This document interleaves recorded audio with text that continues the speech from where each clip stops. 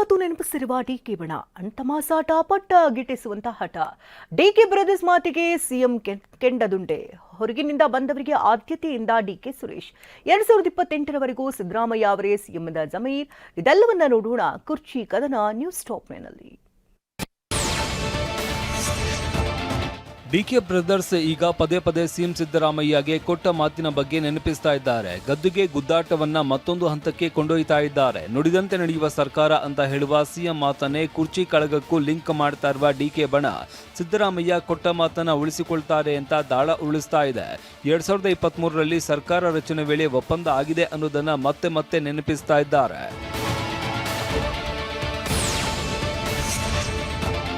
ಮೊನ್ನೆ ದೆಹಲಿಗೆ ಹರಿದ ಡಿಕೆ ಕದ್ದು ಮುಚ್ಚಿ ಮಾತನಾಡಿಲ್ಲ, ನಾನು ಸಿದ್ದರಾಮಯ್ಯ ಮಾತನಾಡಿದ್ದೀವಿ ಅಂತ ಹೇಳಿದ್ರು. ಇದರ ಬೆನ್ನಲ್ಲೇ ನಿನ್ನೆ ಸಹೋದರನ ಮಾತಿಗೆ ಧನಿಗೂಡಿಸಿದ ಡಿಕೆ ಸುರೇಶ್ ಸ್ವಲ್ಪ ನಿಧಾನವಾದರೂ ಕೊಟ್ಟ ಮಾತಿನಂತೆ ಸಿಎಂ ಸಿದ್ದರಾಮಯ್ಯ ನಡೆದುಕೊಳ್ತಾರೆ ಎಂದಿದ್ದಾರೆ. ಇದಕ್ಕೆ ನಸುನಕ್ಕ ಡಿಕೆ ಕಾಲವೇ ಉತ್ತರಿಸುತ್ತೆ, ಸದ್ಯದಲ್ಲೇ ಹೇಳ್ತೀನಿ ಅನ್ನುವ ಮೂಲಕ ಕುತೂಹಲದ ಬೆಟ್ಟ ಕಟ್ಟಿದ್ದಾರೆ.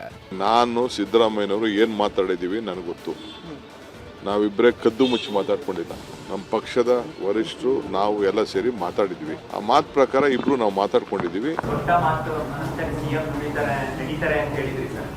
ಇವತ್ತು ನನಗೆ ಭರವಸೆ ಇದೆ, ನಿಧಾನ ಆದರೂ ಕೂಡ ಕೊಟ್ಟ ಮಾತನ್ನ ಉಳಿಸ್ಕೊಳ್ತಾರೆ ಅಂತಕ್ಕಂಥ ಭರವಸೆ ನನಗಿದೆ. ನಾನು ಕಾಲ ಉತ್ತರ ಕೊಡ್ತದೆ ಅಂತ ಹೇಳಿದ್ದೀನಿ. ಈಗ ನಾನು ಏನು ನಾವು ಏನು ಮಾತಾಡಿದ್ದೀವಿ ಅನ್ನೋದು ನಮ್ಗಳಿಗೆ ಮಾತ್ರ ಗೊತ್ತು ಅಂತ ಹೇಳಿದ್ದೀನಿ. ಮಾತಾಡೋಣ.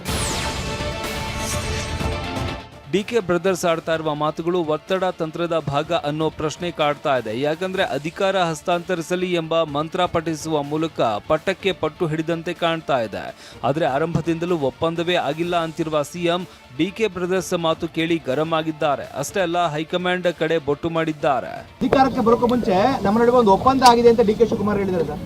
ನೋಡಪ್ಪ, ಯಾವ ಒಪ್ಪಂದನೂ ಆಗಿಲ್ಲ. ಹೈಕಮಾಂಡ್ ಏನು ತೀರ್ಮಾನ ಮಾಡಿದ್ರೆ ಅದರಂತೆ ನಡ್ಕೊಳ್ಳೋದು. ನಾನು ನಡ್ಕೋಬೇಕು, ಡಿ ಕೆ ಶಿವಕುಮಾರ್ ನಡ್ಕೋಬೇಕು, ಹೈಕಮಾಂಡ್ಗೆ ಬಿಟ್ಟದ್ದು ವಿಚಾರ. ಸಿಎಂ ಸಿದ್ದರಾಮಯ್ಯ ಹೈಕಮಾಂಡ್ ಅಂತ ಇದ್ರೆ ಸನ್ ಆಫ್ ಸಿಎಂ ಯಾವ ಬದಲಾವಣೆಯೂ ಆಗಲ್ಲ ಅಂದ್ರು.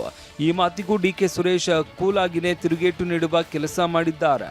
ಅಲ್ಲದೆ ಬಿಜೆಪಿ ಮುಖಂಡನಿಗೆ ನೀಡಿರುವ ನಿಗಮ ಮಂಡಳಿ ಹುದ್ದೆಯನ್ನ ಪ್ರಶ್ನಿಸಿ ಹೊರಗಿನಿಂದ ಬಂದವರಿಗೆ ನಮ್ಮಲ್ಲಿ ಆದ್ಯತೆ ಅಂತ ತಿಳಿದಿದ್ದಾರೆ.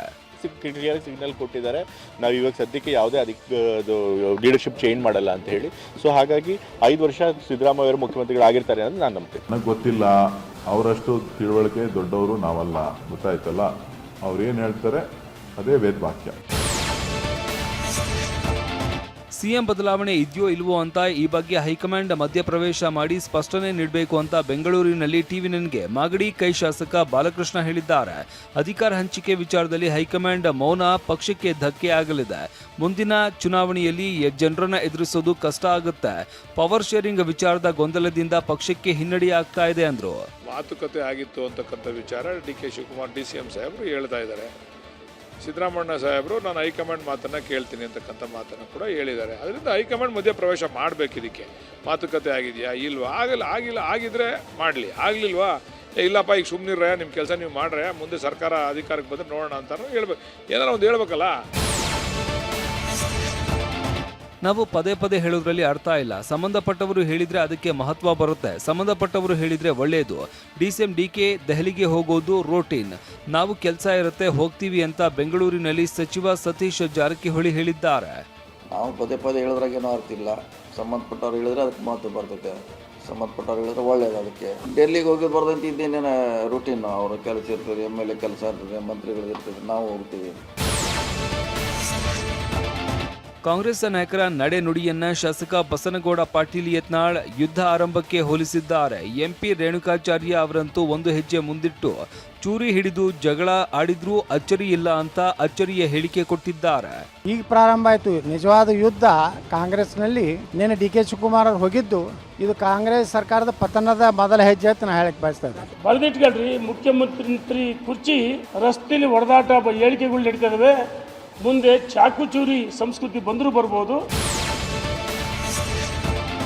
ಸಿದ್ದರಾಮಯ್ಯ ಅವರು 2028ರವರೆಗೂ ಮುಖ್ಯಮಂತ್ರಿಯಾಗಿ ಮುಂದುವರಿತಾರೆ. 2028ರಲ್ಲೂ ಸಿದ್ದರಾಮಯ್ಯ ನೇತೃತ್ವದಲ್ಲೇ ಚುನಾವಣೆ ನಡೀಬೇಕು.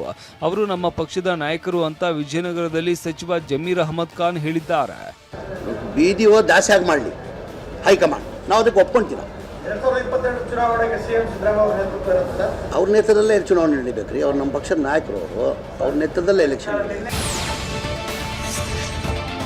ಇಷ್ಟೆಲ್ಲ ನಡೀತಾ ಇದ್ರು ಹೈಕಮಾಂಡ್ ಮೌನ ವಹಿಸಿರೋದು ಎರಡೂ ಬಣದಲ್ಲಿ ಗೊಂದಲ ಉಂಟು ಮಾಡಿದೆ. ರಾಹುಲ್ ಗಾಂಧಿ ಮನಸ್ಸಿನಲ್ಲಿ ಏನಿದೆ, ಹೈಕಮಾಂಡ್ ಗುಟ್ಟೇನು ಅನ್ನೋದು ಪ್ರಶ್ನೆಯಾಗೇ ಉಳಿದಿದೆ.